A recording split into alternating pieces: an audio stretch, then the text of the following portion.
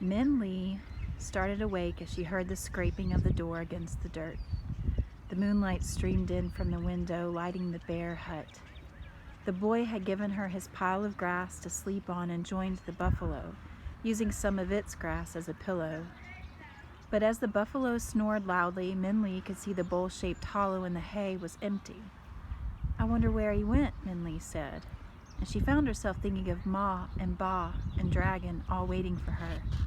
Suddenly the room seemed to ache with loneliness. The boy must be meeting his friend, Min Lee realized, and unable to control her curiosity, she crept to the window to peek. Yes, the friend was there. Min Lee was startled when she saw her.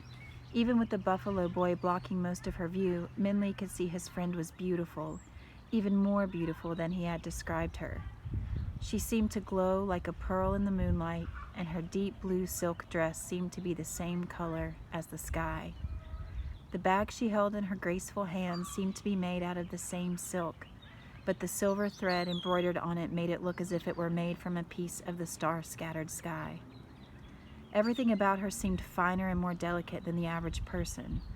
There was definitely something unusual about the buffalo boy's friend. Min Lee watched her laugh and then listened intently as the buffalo boy spoke.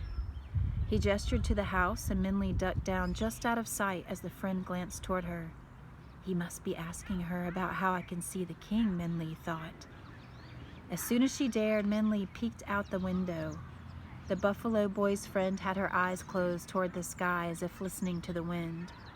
Then she looked at the buffalo boy and spoke. He nodded, and the girl smiled at what Min Lee imagined was the buffalo boy's enthusiastic thanks. Min Lee sat down on the wooden stool. "She knows a lot of things," the buffalo boy had said about his friend. After seeing her, Min Lee was ready to believe it. "But who is she?" Min Lee asked aloud. And just then, the buffalo boy came back inside. "Oh, you're awake," he said when he saw Min Lee. As much as he tried, he couldn't hide the leftover smiles and laughter from his visit. His eyes sparkled as he sprawled himself out on the bed of grass. "I talked to my friend. She said that the king might be at the Market of Green Abundance tomorrow morning, but you're going to have to find him yourself." "Really?" Min Lee said. "How does she know?" The boy shrugged. "You didn't ask?" Min Lee asked. "Don't you think it's mysterious that you only see her once in a while? And you never visit her, she only visits you?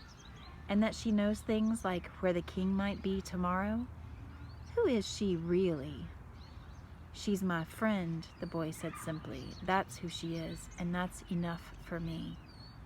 As Min Lee looked at the buffalo boy aglow with happiness against his poor surroundings, she saw it was enough for him, more than enough, as the smile that kept curling up on his face told her. Min Lee's questions fell from her as she realized there was nothing else to say. Ma and Ba walked quietly through the forest. Their steps made a rhythm to the music of forest noises. Ba's arms ached from carrying the goldfish bowl. But he said nothing. "I can carry the goldfish if you're tired," Ma said. Ba opened his mouth to protest when he heard, "Let her, old man. It's her way of saying she's not angry anymore."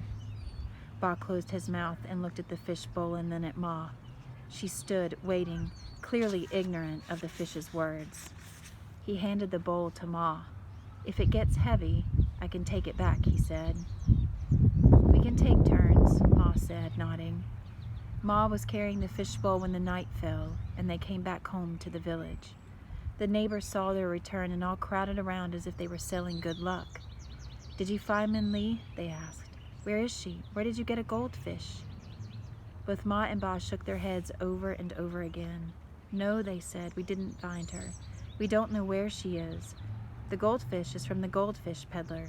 We followed his footprints thinking they were Min Lee's." "And we decided," Ba finally said, "to come back and wait. After she finds Never-Ending Mountain, Min Lee will come home." "Wait for her," one of the neighbors said. "How can you let your daughter search for Never-Ending Mountain? You are just as lost as her." "We tried to find her, but now we do not know where to look. So we will wait," Ba said, and then glanced at Ma, who, though her lips tightened as the neighbor's words, did not disagree. We trust Minli. She will come home." And then Ma and Ba went into their house, leaving the sea of shaking heads behind them. Ma placed the goldfish bowl on the table and quietly began making dinner. A soft breeze seemed to blow in the moonlight, spilling it through the open window and lighting the bowl like a lantern. Ba looked at Ma cautiously. Her face looked weary, but the gentle wind that rippled the bowl's water seemed to smooth the creases of her face. And when the cloud-white rice was finished, Ma took her chopsticks and fed the fish from her bowl.